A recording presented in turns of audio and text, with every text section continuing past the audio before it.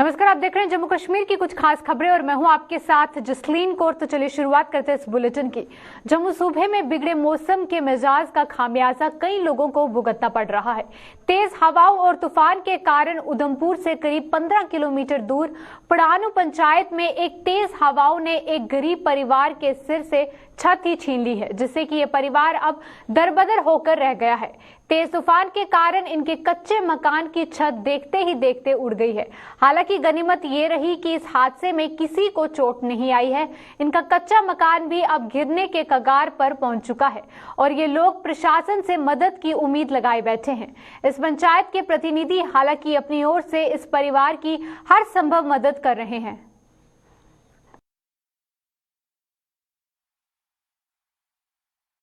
हम पड़ानू गांव में रहते हैं। हमारे आधी तूफान चलने से हमारे घर का छत उड़ गया है और हमारे राशन पानी को भी नुकसान हो गया है। तो मैं रिक्वेस्ट करती हूँ डीसी मैम से कि वो हमारी हेल्प करें। मैं सरकार से रिक्वेस्ट करना चाहती हूँ कि वो हमारे मकान का आके देखें, रिलीफ करें, तो हमारी हेल्प करें। इतनी ज़्यादा चाहती हूँ मैं। ज़्यादा तूफान की वजह से इनकी छत उड़ गई तो बहुत काफ़ी नुकसान हुआ। बस इतना फ़र्क हो गया कि जान मानो को किसका नुकसान नहीं हुआ, जानवर इनके बच गए, ये खुद बच गए, कोई छत इनके सिर पर नहीं गिरी। सर मैं रिक्वेस्ट करती हूँ कि मैंने पटवारी सर को फ़ोन किया, ग्राम सेवक जी को फ़ोन किया कि इनको कुछ सहायता मिल सके तो कृपया करें। मैं डीसी मैडम से अगर ये देख सकती हैं तो मैं उनसे रिक्वेस्ट करती हूँ कि इनकी जल्द से जल्द कोई हेल्प की जाए।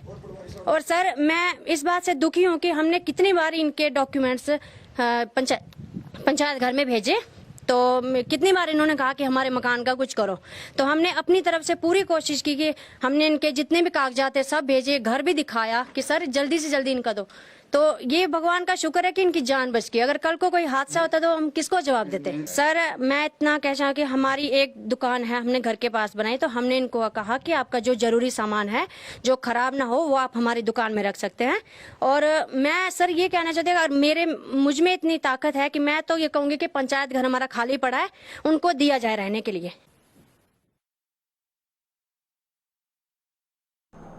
वहीं जम्मू श्रीनगर हाईवे पर उधमपुर जिले के अधीन आने वाले समरोली इलाके में आज पहाड़ से गिरे एक पत्थर ने वहां से गुजर रहे एक शख्स की जान ले ली है। वहीं मृतक की पहचान मोहम्मद रूफ पुत्र सलामत उल्लाह निवासी लाठी के रूप में की गई है। बताया जा रहा है कि मोहम्मद रूफ बाइक लेकर समरोली से गुजर रहा था कि अचानक वहां पहाड़ से नीचे आए एक पत्थर ने उसे अपनी चपेट में ले लिया। इसकी सूचना मिलते ही पुलिस ने उसे उठाकर जिला अस्पताल पहुंचाया, जहां डॉक्टरों ने उसे मृत घोषित कर दिया।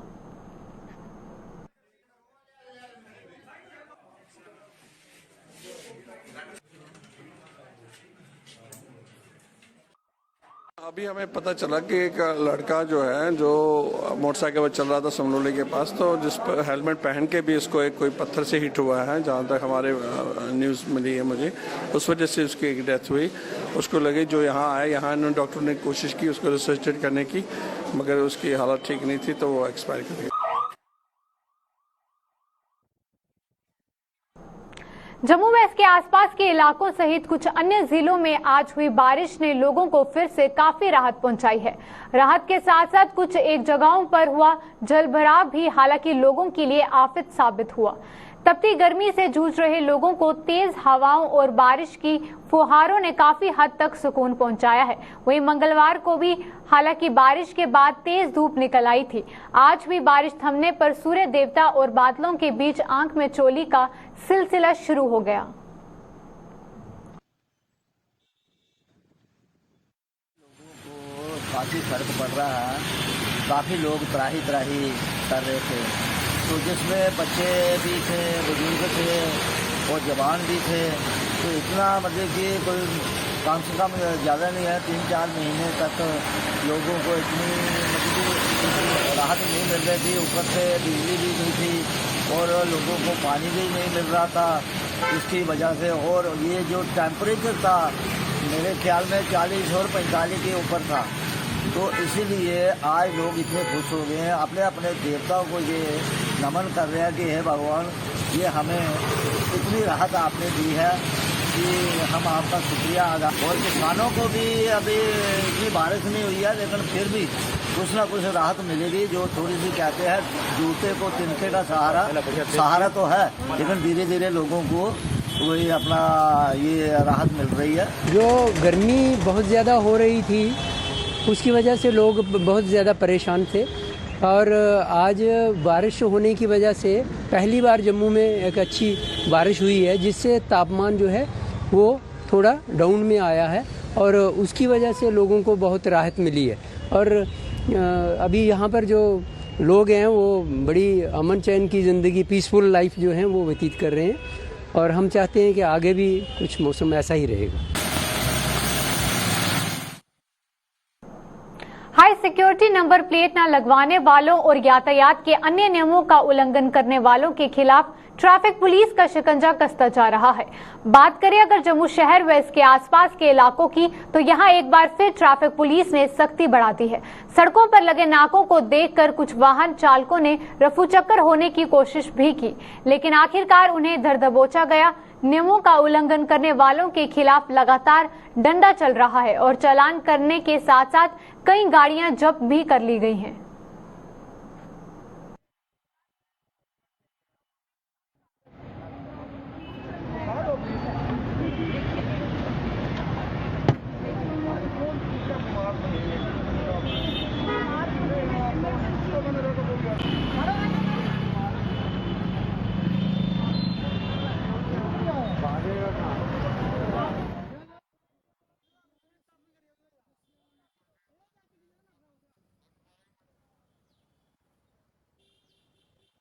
खास फोकस है इसके ऊपर। जो HSRV नंबर है उसके ऊपर ज़्यादा फोकस है।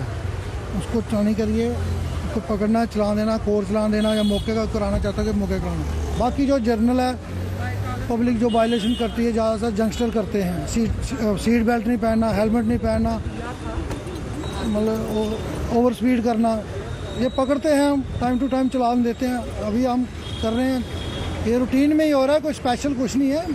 ये कुछ गाड़ियां हैं ना, ये जो मतलब चोरी की गाड़ियां हैं, कुछ नंबर और लगे हैं, चैसी नंबर और है, इससे ये कंट्रोल होगा। जैसे मतलब इनके जब चेकिंग होगी तब हम करते हैं, बीच में चैसी नंबर और निकलता है, अपना RC में कुछ और होता है, इसमें चोरी की गाड़ियाँ पकड़ी जाएंगी। जो चोरी की गाड़ियाँ वे किसी दूसरे काम में भी इस्तेमाल हो सकती हैं, गलत काम में, इसलिए इनके ऊपर ज़्यादा हमारे सीनियर अफसर ने बोला है कि इनको कंट्रोल में करो, इनको पकड़ो और चालान वगैरह दे दो और चेक करो कि ये गाड़ी चोरी वगैरह की नहीं है।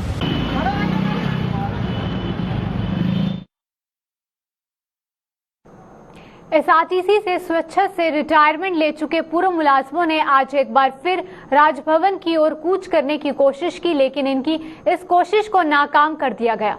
इन पूर्व मुलाजमों ने आरोप लगाया कि प्रधानमंत्री नरेंद्र मोदी भी अपनी पल्ली दौरे के दौरान उन्हें कोई सौगात नहीं दे पाए और रही सही कसर निजाम में बैठे अधिकारी पूरी कर रहे हैं।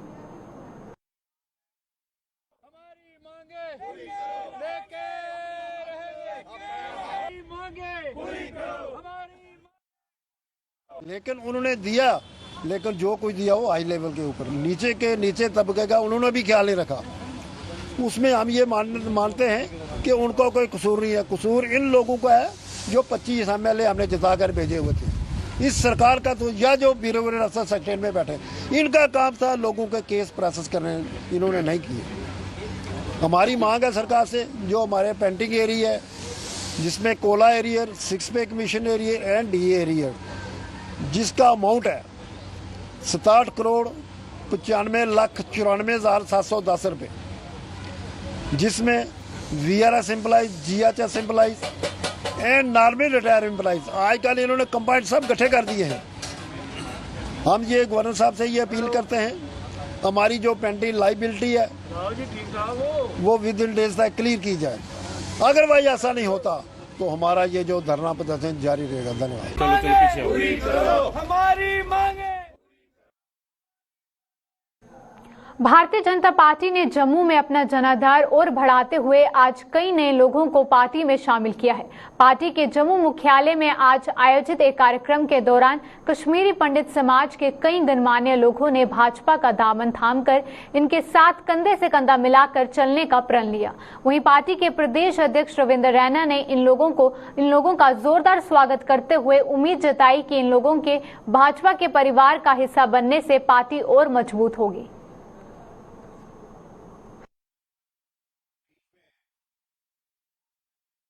हृदय की गहराइयों से कश्मीरी पंडित समाज के इन सभी प्रतिष्ठित बहुआयामी और बहुमुखी प्रतिभाओं के धनी इन व्यक्तित्व के मालिक इन सभी कार्यकर्ताओं का भारतीय जनता पार्टी में हृदय से स्वागत करता हूं।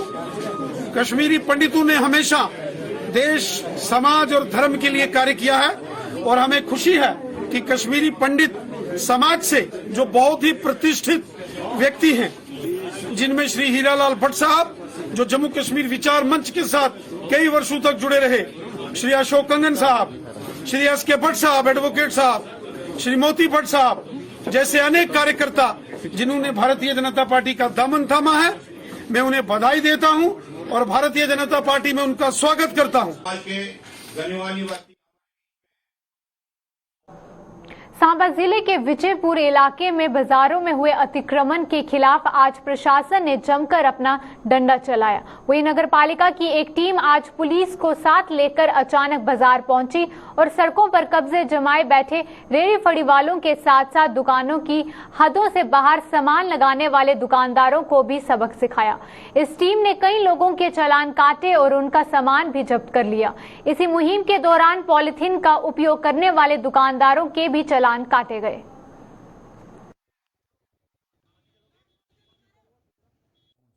विजयपुर ने साथ में एसएचओ विजयपुर के साथ एंटी इंक्रोचमेंट ड्राइव चलाई है।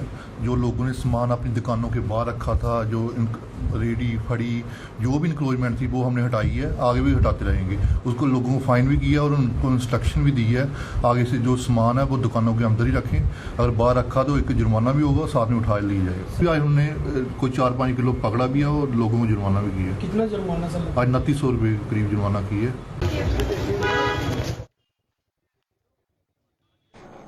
विभिन्न किस्म की आपदाओं के दौरान अपनी व औरों की कीमती जानें बचाने की जानकारी स्कूली बच्चों को भी दी जा रही है और इसी कड़ी में सिविल डिफेंस ने आज बिश्ना के सिकंदरपुर इलाके में स्थित एक स्कूल में कैंप लगाकर बच्चों को कई महत्वपूर्ण जानकारियां प्रदान की और इन बच्चों को बताया गया कि इन जानकारियों का उपयोग आपदाओं के दौरान करने से कई कीमती जानों को बचाया जा सकता है। और इस कैंप का आयोजन सिविल डिफेंस की डिप्टी कंट्रोलर अनीता पवार की देखरेख में किया गया था।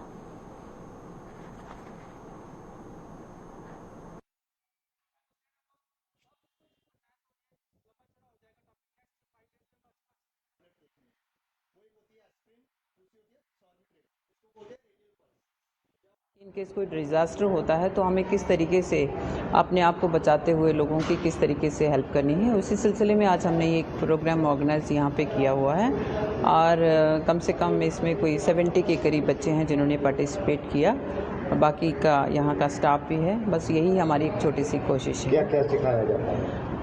इसमें बहुत सारे प्रोग्राम डिज़ास्टर में मैन मेड एंड जो नेचर मेड डिज़ास्टर होते हैं उसमें इम्प्रोवाइज तरीके से हम किस तरीके से क्या क्या कर सकते हैं, हेल्प कैसे कर सकते हैं, जैसे फायर फाइटिंग हो गया या एक्सीडेंट विक्टिम को किस तरीके से लिफ्ट करना है, स्नेक बाइट होगा उसको किस तरीके से हमने करना है, एम्पुटेशन हो जाए कैसे हैंडल करना है सिचुएशन को, जब तक मेडिकल हेल्प नहीं मिलती है तो तब तक हमें क्या करना है, हमारी क्या ड्यूटी बनती है वो करना है। और दूसरी एक मेन जो मकसद इसका था जो पहले कि वॉर में अगर वॉर हो जाती है, जो कि अभी भगवान की कृपा से ऐसा नहीं होता, बट फिर भी हमें तैयार रहना चाहिए हर किस्म के डिज़ास्टर के लिए।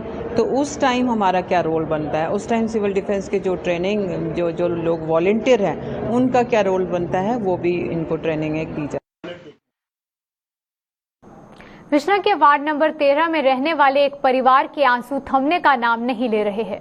इस परिवार का कमाने वाला एकमात्र सदस्य 20 अप्रैल से संदिग्ध परिस्थितियों में लापता है, जिसका अभी तक कोई अता पता नहीं चल पाया है। लापता शख्स का नाम गोविंद राम है, जिसकी उम्र 25 साल बताई गई है और वह बड़ी ब्रह्मना स्थित एक औद्योगिक इकाई में काम करता है। उसके परिजनों की माने तो गोविंद राम 20 अप्रैल को घर से काम के लिए निकला था, लेकिन उसके बाद उसका कोई सुराग नहीं मिल पाया है। उसकी गुमशुदगी की रिपोर्ट भी पुलिस में दर्ज करवाई गई है और उसकी तलाश के लिए पुलिस ने एक टीम का गठन किया है। कोई गल नहीं हुई रोटी शैल खाधी है, गया टुरी कम्मा पर अगे भी जाता, अगे कोई उधर नवा थोड़ा गया 20 तरीक का बुधवार ते वो गया टकाने नहीं आया। 8-9 बजे तक बरगते रहे, फिर आखिर माँ वाल नहीं आया।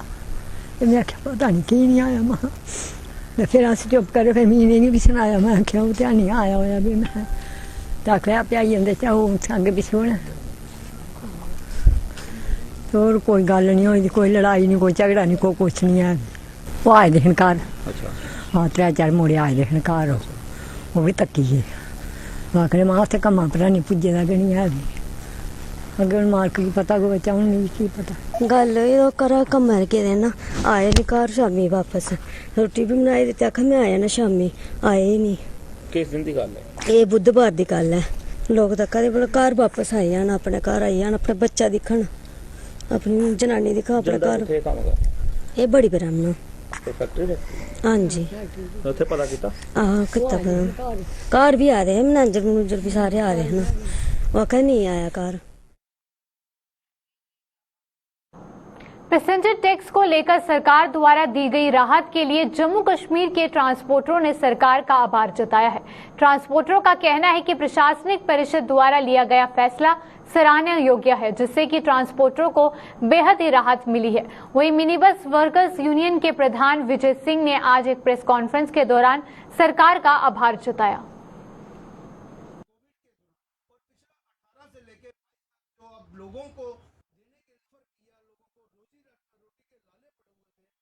आपने देखा 370 भी के टाइम भी हम नहीं दे पाए, और कोरोना के दौरान का जो था हमने 1 साल सरकार के लिए रखा था कि 1 साल का हमें माफ किए जाए, और बाकी का जो है वो आसान किस्तों में, जैसा उन्होंने 4 किस्तें की है। मैं आपके माध्यम से खासकर यूटी सरकार गवर्नर साहब का हम धन्यवाद करते हैं, क्योंकि जब कोई अच्छा काम करती है सरकार तो उसकी सराहना होनी चाहिए। और आपके माध्यम से मैं अपने ट्रांसपोर्टर भाइयों को भी अपील करूँगा, क्योंकि गाड़ियाँ जो बड़ी तादाद में खड़ी हैं, जो टाइम टू टाइम लोग टैक्स नहीं दे पाए, तो मुझे आशा है कि ये लोग अब अपने वो जैसा किस्तों में टैक्स भर के गाड़ियाँ रोडों पे चलेंगी, लोगों का रोजगार चलेगा, जो हमारा ठप पड़ा हुआ सिस्टम था वो चलेगा। मैं आपके माध्यम से मैं फिर एक बार अपनी पूरी ट्रांसपोर्ट जम्मू और कश्मीर की तरफ से गवर्नर साहब का धन्यवाद करता हूँ, क्योंकि हमें ये जो रिलीफ मिली है, ताकि जो गरीब लोग हैं वो बेचारे काम पे जा सकें। ट्रांसपोर्टरों के साथ साथ भाजपा के ट्रांसपोर्ट सेल ने भी सरकार द्वारा ट्रांसपोर्ट तबके को दी गई राहत का स्वागत किया है। पूर्व एमएलसी विक्रम रंधावा ने आज एक प्रेस कॉन्फ्रेंस के दौरान प्रशासनिक परिषद के फैसले के लिए उनका आभार जताया है।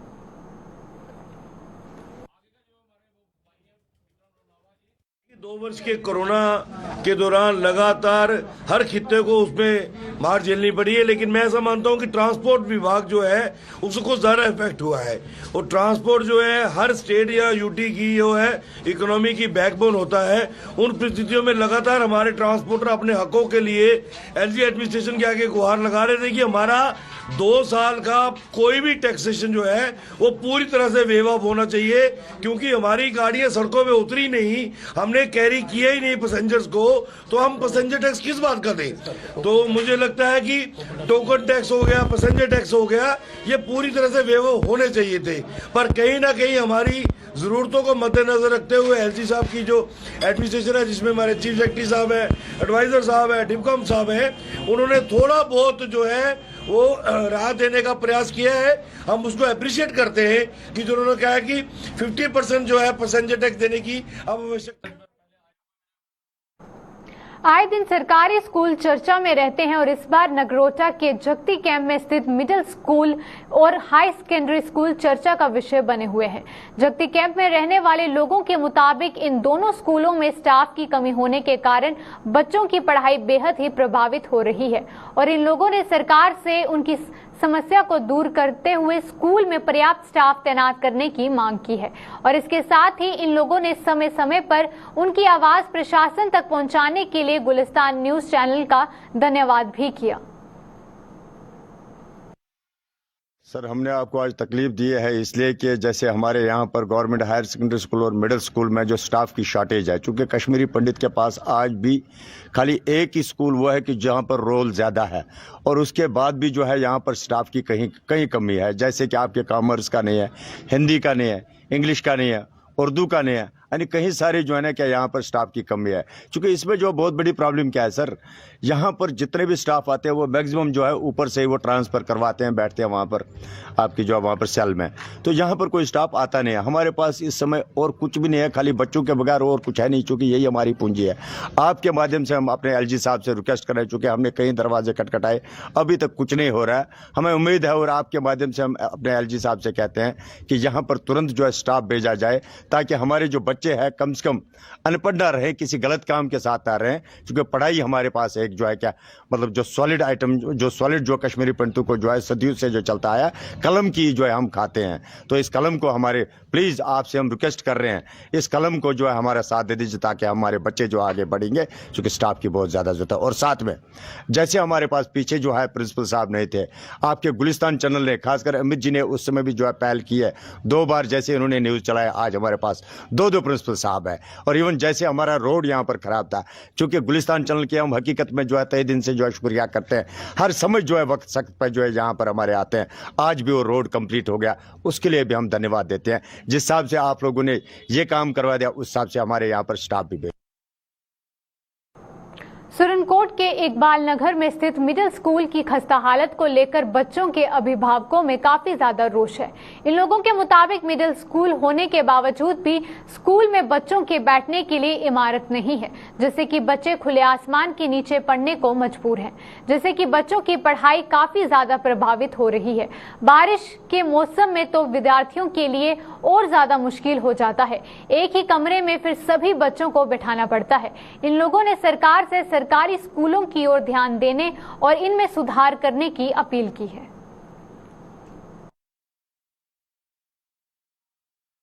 देखिए, ये अकबाल नगर सुरनकोट जो है, ये वार्ड नंबर 3 में जो एरिया पड़ता है, ये मिडिल स्कूल जो है अकबाल नगर है।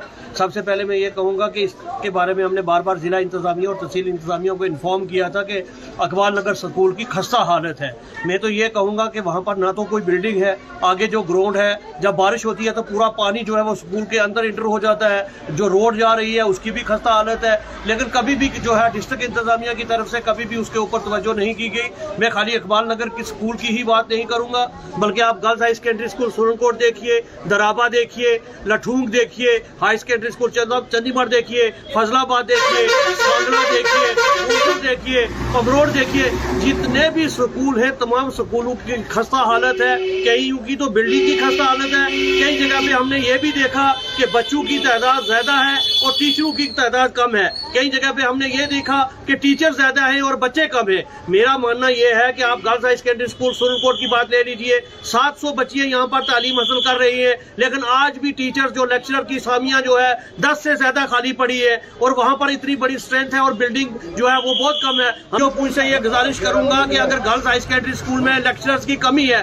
तो आपने एक MSc टीचर जो है वो प्राइमरी स्कूल में लगाया है, आप उस टीचर्स को वहां से हटाइए और वहां पर भेजिए, क्योंकि वो लेक्चर की जो शॉर्टेज है वो पूरी कर सकता है। वो केमिस्ट्री पढ़ा सकता है, फिजिक्स पढ़ा सकता है, ज्योग्राफिया पढ़ा सकता है, ऐसे कई टीचर्स हमारे पास है। लेकिन बदकिस्मती हमारी ये है कि किसी किस्म की कोई भी तवज्जो जो है वो हमारी तरफ जो है वो डिस्ट्रिक्ट इंतजामिया बिलखुसूस महकमा एजुकेशन जो है वो नहीं दे रहा है। मैं LG इंतजामिया से गुजारिश करूंगा कि जल्द व जल्द जितनी भी खाली सामियां हैं और जितने भी हमारे जो है तहसील सुरनकोट के अंदर स्कूल है, जिन स्कूलों में तादाद कम है उन स्कूलों को क्लब किया जाए। 8th है तो हमारे स्कूल में सिर्फ 3 क्लासेस मतलब 3 रूम है और यहाँ पे 8th तक स्टूडेंट्स है। तो हमारे जो स्कूल का ग्राउंड है वो भी पूरा डैमेज है, हमारा स्कूल भी पूरा पूरा टूट गया हुआ है। मतलब जब बारिश होती है तो क्लासेस में पानी आता है, फिर जो बच्चे हैं वो बाहर बैठते हैं। यहाँ पे हमारा जो ग्राउंड है यहाँ पे गाड़ियाँ खड़ी होती हैं, और फिर जब बच्चे रिसेस में खेलते हैं, अगर कोई मतलब खेलते भी हैं, थोड़ा ही ग्राउंड होता है, तो गाड़ियों को अगर लग जाए तो फिर बच्चों को ही नुकसान होता है।